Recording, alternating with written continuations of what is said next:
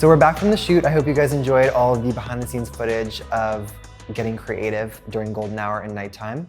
But now that we're back, we can go through the selects and start narrowing down which exact photos we want to edit. Narrowing down selects doesn't get super technical for me. I just do a lot of comparing and contrasting. There are definitely times when looking through my selects that certain images just don't work out. I always want to save them because we really worked hard on getting that image on location, but sometimes you just gotta let it go and you won't be editing that photo, and that's totally fine. So while on my shoot, I always have a few favorites in mind, but obviously when you get back from your shoot and you blow those up, some things may be out of focus or blurred.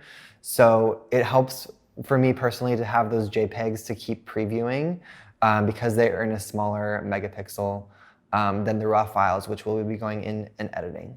So I went ahead and opened up my JPEG previews on my laptop right here. And I've already narrowed down some of my favorites, but I also wanted to show you why certain ones wouldn't work and why I wouldn't edit them. So this shot we got during golden hour of Isabella is super perfect because of how the light is shining right through her waist and her hair. But I wanted to show you guys this one, which we got right afterwards, that I would not select. I kind of tossed this to the side. As you can tell, the light is kind of coming at her from a different angle. The composition overall just isn't as sharp as this one. When narrowing down selects, I like to kind of pick one or two per location, but I'll make sure if she is changing poses, we take that into account and kind of treat that as a different entire image. Moving along, we have this image, and I also have this other image we took exactly right after once again. For me personally, I would go with the first one as an image to edit just because of the angle. You can tell I kind of got down on the ground and got a more straighter image with the composition being nicely framed. And you can kind of see this depth blurring off to the side, which I feel like acts as a nice focal point to Isabella and her point feet. Of course, when shooting full body, you're not always going to get the entire person in the shot because of how they may be stretching or elongating themselves. There are times where I will crop the person out or not get them into focus. In this instance, I guess I was shooting a little too fast and didn't realize that her feet were cropped out, but we made sure to take another one where she was nicely framed. This one here is another instance where the crop is something that I wasn't entirely focused on, but we went back and fixed it and got more of that skyline. I like the composition of this a lot because it doesn't totally crop out some of the cityscapes behind her.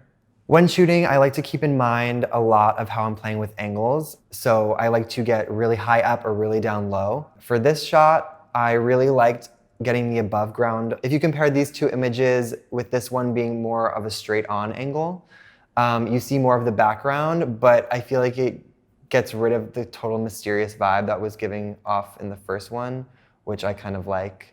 For the nighttime shooting, we were trying to play with different light fixtures that were kind of in our surroundings. With this shot, with the light fixture being kind of lower on the ground, you could tell that Isabella's face wasn't completely lit. So I had her kind of do a different pose on the ground. And in this image, you can totally tell her face is lit and it's an overall just better image. With this shot of Isabella in the park doing a jump, I kind of did this shot a few different times because, of course, when you're taking another image, the angle of you and the person you're shooting isn't always going to be the exact same. So taking that same pose you just did and doing it a few more times helps a lot because, as you can see, these compositions do vary. This one, you can tell she's a little more straight on and the image is just more pleasing to the eye versus this one where she's a little off-centered and the kind of focal plane is a little off for me. So I'd totally go with this one right here. With this shot right here, we implemented the CD effect, so it gave us a nice subtle rainbow on the bottom. But as you can see, Isabella's pose wasn't completely full. In post, I'd love to apply the rainbow to this image where Isabella is in her complete dancer form. And that way we can just take the rainbow as a transparent and move it on to the image where it's composited better. The number of selects I choose from shoot to shoot definitely vary on the amount of locations and outfits we got. But normally it takes me about a half hour to an hour to kind of sift through those images. So the goal for this class is to have one final daytime and nighttime portrait so we can go in and edit it further. As for my daytime selects, I'm going to choose this image right here, I really like how sharp it is, but also the leading lines give it a nice effect. But we're just going to throw this rainbow on here and copy it over to the final image I'm going to select. As for the nighttime images, my final selection is going to be one with the moon lamp lighting Isabella's face. At first glance, this image looks super dark, but we intentionally did that because she wasn't moving too much. We were able to keep our shutter pretty low.